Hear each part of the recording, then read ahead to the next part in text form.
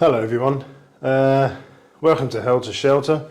I thought I'd do a little video just to show some of the stuff that I take when we go out sleeping in shelters. Mickey and I actually planning a trip on Sunday, and hopefully we're going to do a 3-night tour around the island of Fyn, which is in central Denmark, sleeping in some shelters. I'm a little bit sick today, so yeah, forgive me if I sound blocked up. Anyway, I'm just going to run through some of the stuff that I take when we go shelter camping. So I'll start with the obvious, which is a sleeping pad, and this is called the Outwell Real Airbed. It's super heavy. But it's 70 centimeters wide and it's pretty thick. It's like 4 or 5 centimeters thick, and I just think it's much more comfortable to sleep on a thick sleeping pad when I'm sleeping on a hard floor in a shelter.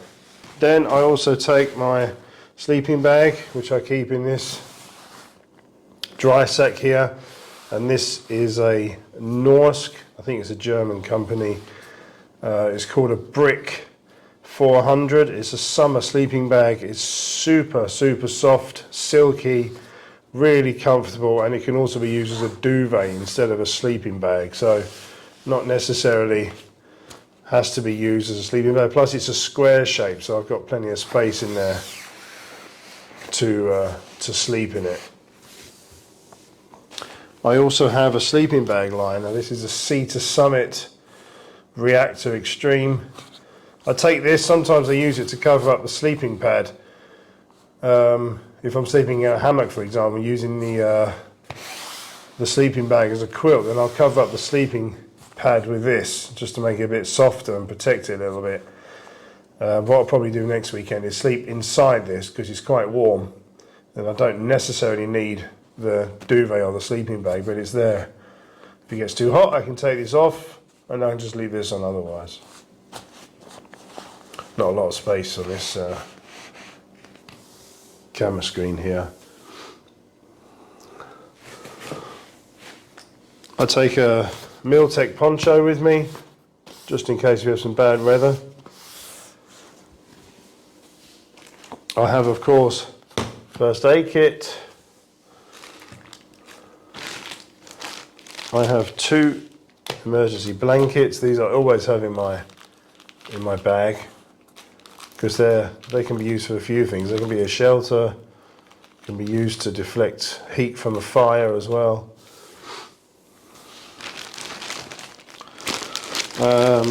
Just bought this.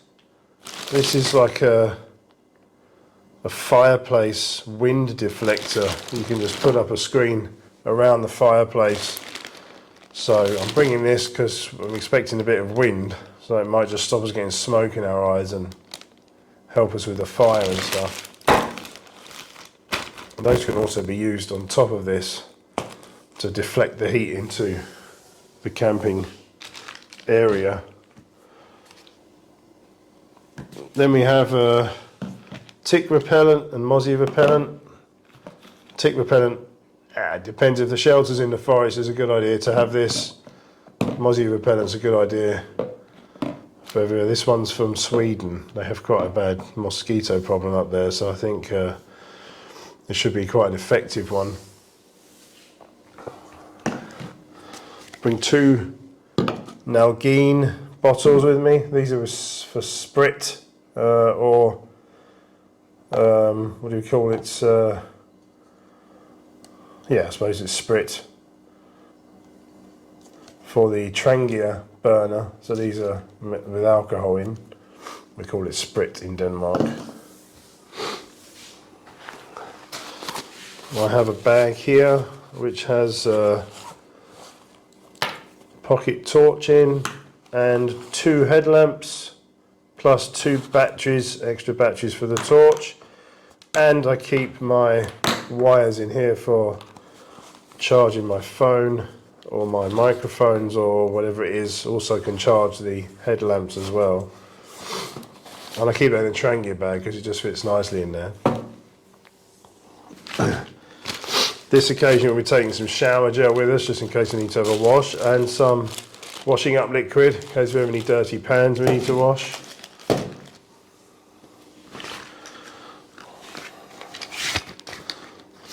Then I have my toothpaste kit, which is toothpaste, toothpicks. Yeah, I just keep it in a small bag like this, zipped up, so I can just take it, that's not very good, take it at night before I go to bed and use that.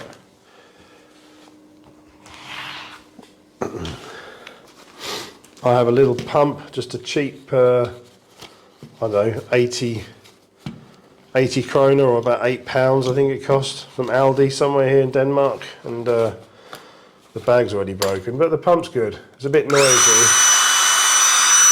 but it does the trick. It pumps up my sleeping pads pretty quick. The bag's broken today, as you can see, but that doesn't matter, it still does the job.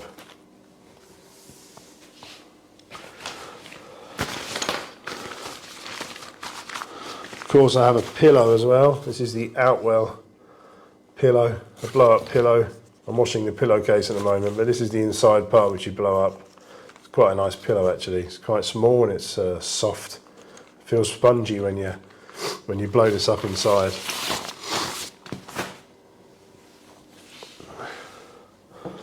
I'll take a brush with me. I hang this on the outside of my bag because it's good to have a brush. There's not usually a brush at these shelters, so it's good to brush out any dirt that's in the shelter. It's not always very clean, so it's nice just to brush out the dirt from the shelter.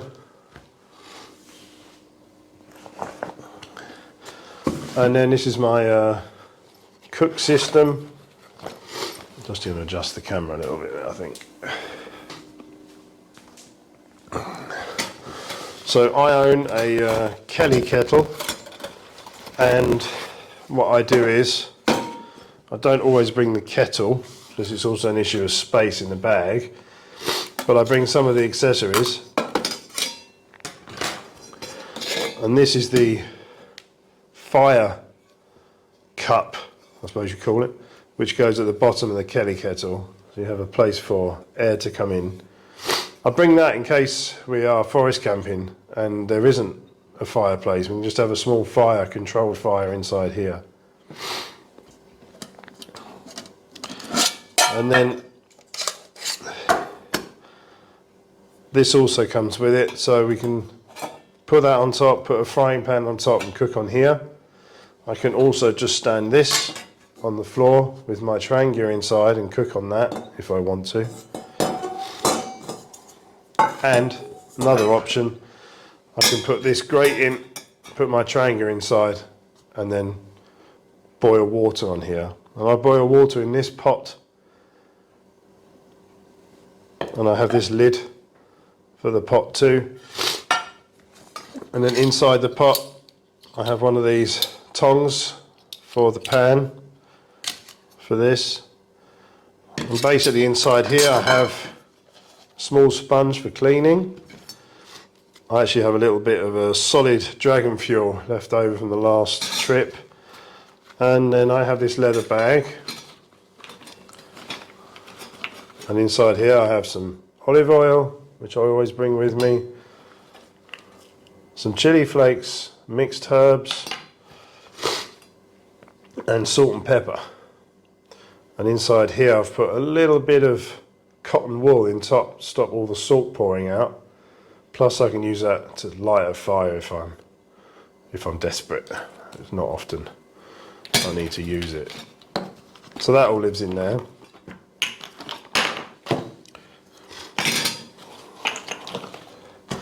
I also, which I've just got this week, have a Trangia Triangle, so I can also cook on there. If my mate Mickey comes and he's got his frying pan, then we can both cook one on here and one on the other one, because we often have to have two frying pans going. We like to cook.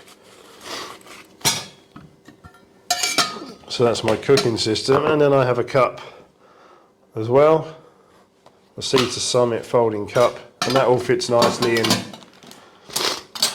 in the one pot.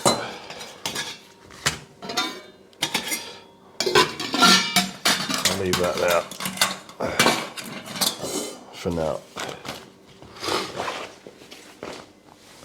On top of that, I have a frying pan which I hang on the outside of my bag, and inside there I keep my plate and my cutlery set from Gerber, and the reason I have a towel around is to stop it clanging around when it's on my rucksack. Plus I need a towel with me this weekend, especially if we're going to go swimming or shower somewhere. And then inside I basically have a plate and my cutlery set. So that all fits in there nicely and then hangs on the outside of the bag. And this is just a cheap frying pan I bought with a ceramic coating for like £10 English. It wasn't expensive, so it's perfect for camping. Mickey has his Petromax one, but that is like 2.5 kilos, so it's pretty heavy. This one's quite light. And then I have my killer cup, which Mickey bought me as a birthday present. This hangs on the outside of my bag.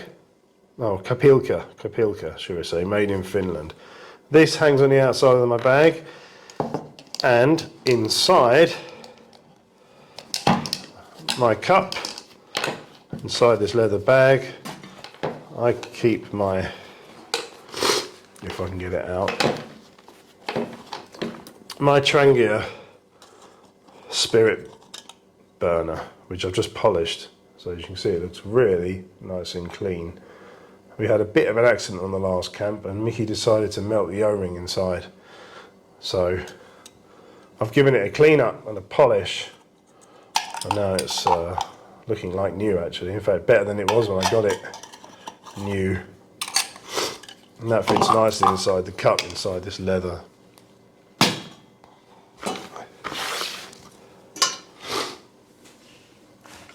On top of that, I have my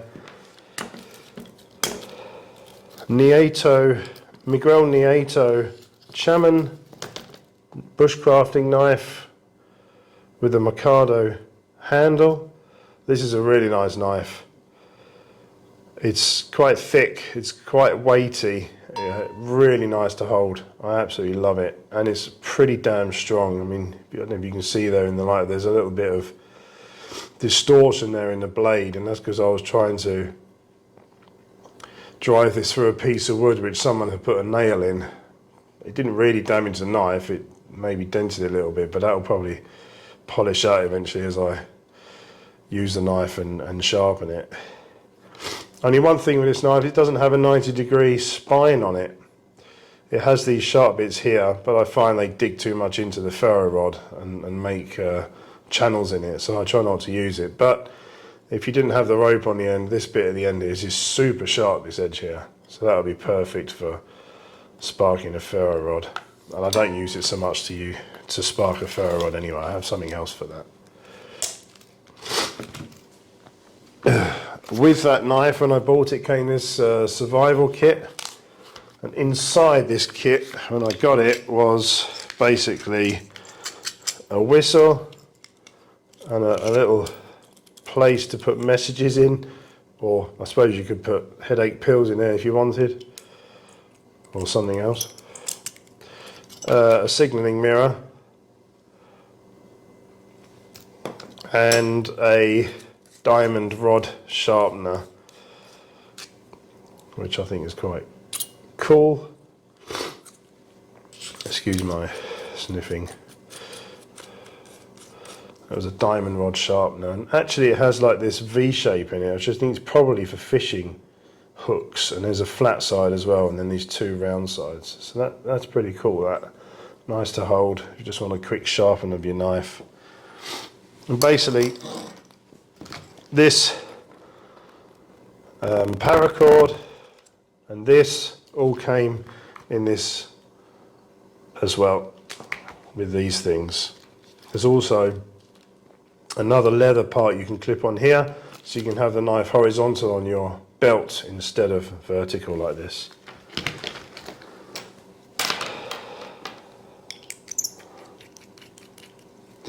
Anyway, There was a clip on here before when I bought this, but it annoyed me, so I took it off. Now I just use the Velcro, and I've basically changed the system, so I have a blowpipe for the fire in there.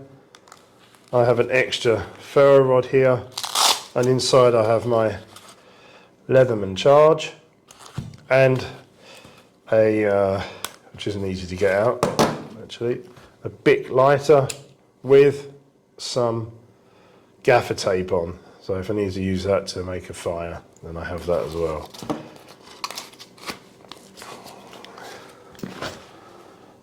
I have another ferro rod with me, which is this one. This is a Q Gear ferro rod.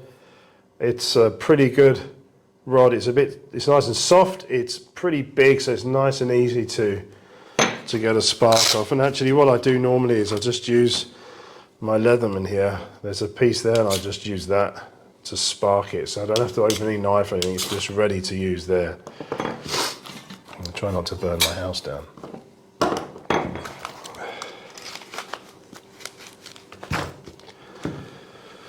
I have a pair of gloves with me as well, because yeah, it's always handy to have a pair of gloves if you need to make a fire or clean a fire. Then I have those with me, and I have on my belt or on my trousers this hanging pocket, and basically I put most of this stuff that's in here in my hanging pocket. So I just put my hand in and take out what I need, and it's there all the time for me, so I don't have to keep rummaging around in my pockets or have it hanging on my belt. I have it all here inside this.